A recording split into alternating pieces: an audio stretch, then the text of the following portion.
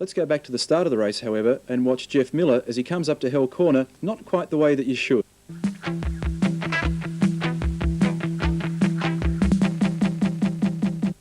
I'm sure you'll all remember last year's Sidecar Grand Prix. It was a very exciting event. And this year, the 84 Grand Prix, once again, has all of that promise.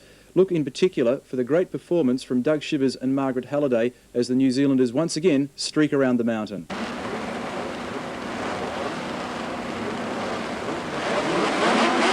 Flag is dropped. Away they go on their 6-lap journey. Biggs made a great start. Trouble in the back of the field. Shivers and Halliday to third. A much better start, however, than the start of the Australian Sidecar Grand Prix of 83.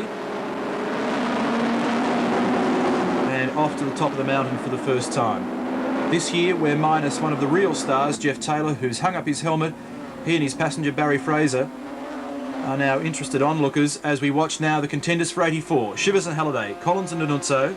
Bosman's come up to third. That's a good performance. Bosman was a little further up than that. He led the field as they came over the mountain straight, but was then swamped by the two leading riders. Biggs and Calvert on 17. There's the crash at the bottom of the circuit. That's Darryl White. His passenger Alan Jameson. He's hurt. That'll involve an ambulance coming onto the circuit as we go back to the leaders. There's Doug Shivers and Margaret Halliday across the top. Halliday trying to become the first woman ever to win an Australian Grand Prix. And looking not only to win the race, but to eclipse the lap record held by Jeffrey Taylor. That record, incidentally, stands at 2:27.43.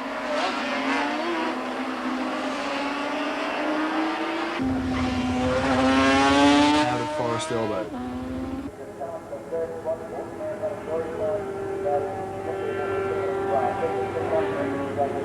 And at the moment, Shivers and Halliday well placed to win the race, although you'd have to say the lack of competition could put the lap record at a bit of risk.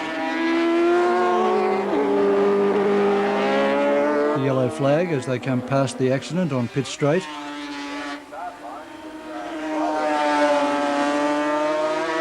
Twice New Zealand champions, Doug Shivers and Margaret Halliday.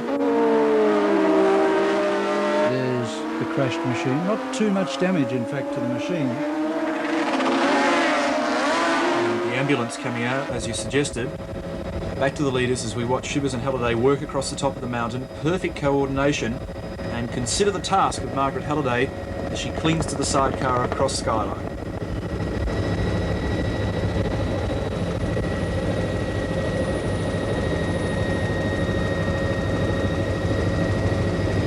Peterbilt frame, Yamaha TZ750 engine. It really is so difficult to describe just how hard it is as a sidecar passenger.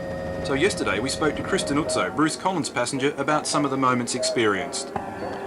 In fact, yesterday I got the closest I've ever got to falling out, coming over the last hump before Rothman's. Bruce changed gears, I think, and I shifted before I should have, and both hands came off the handles, and we were doing 230, 240 Ks.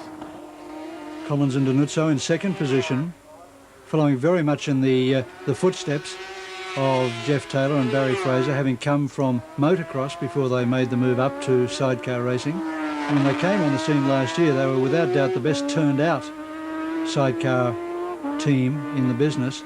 Now the leathers are starting to just look a little bit worn, and the bike also is starting to show the signs of wear. Just a little unusual, this combination, because the majority of sidecar races seem to come out of other forms of the sport, solo racing, motocross and so on, as John suggested. These two guys 27 and 25 respectively. Youngsters carving a career in sidecar racing and doing a very good job indeed. Out of the cutting, on the power, careful not to over-rev on the hump. As they build up in speed, what does it feel like to be 6 inches off the ground at 200 kilometres per hour, approaching McPhillamy and Skyline? That's the question we asked number 4, Bruce Collins. The Skyline's incredible. You just come so fast through McPhillamy Park and approach Skyline, and all you can see is the driving, just straight over the edge of the mountain.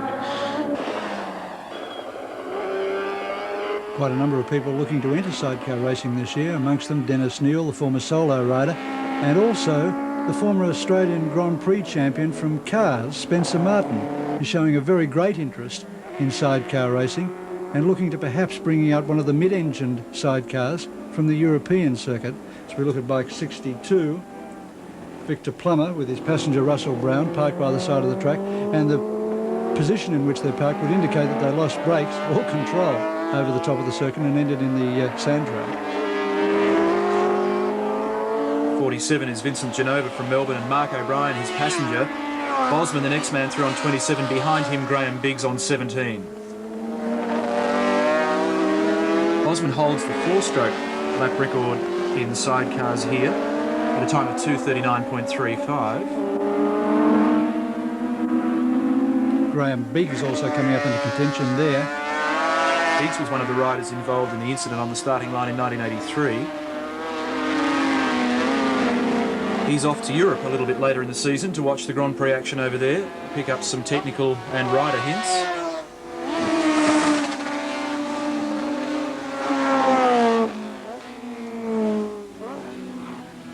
Vince Genova, former motocross rider, motorcycle dealer from Melbourne.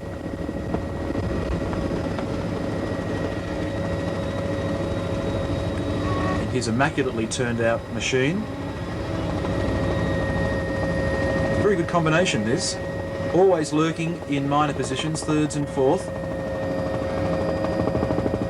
Ever reliable, and they really do a great job of getting this machine to the circuit in the absolute tip-top of condition. One of the first machines, in fact, to go to the 700cc Yamaha TZ engine instead of the TZ 750cc engine, which Doug Chivas, as we see here, is still using. The 700cc engine gives more power out of the corners, whereas the 750 has more top end. And frankly, at Bathurst, top end is what you need, and that's exactly what Doug Chivas is using to good advantage as he powers down through the S's. Out of Forest Elbow, and the news just handed to us that Chivas and Halliday have broken the lap record. It's now standing at 2:26.52, almost a second quicker than Jeffrey Taylor's time. What a marvellous performance from the former New Zealand champions as they come down to Conrod Straight now for the last time. One corner remaining for Margaret Halliday to become the first woman ever to win an Australian Grand Prix. Wait for the checkered flag. And there it is. Doug Chivas and Margaret Halliday win the Australian Grand Prix over 6 laps at Bathurst. In second place will be Bruce Collins and Krista Nuzzo there. Here he comes, Big Gavin Porteous with his sidecar passenger Jeff Spencer.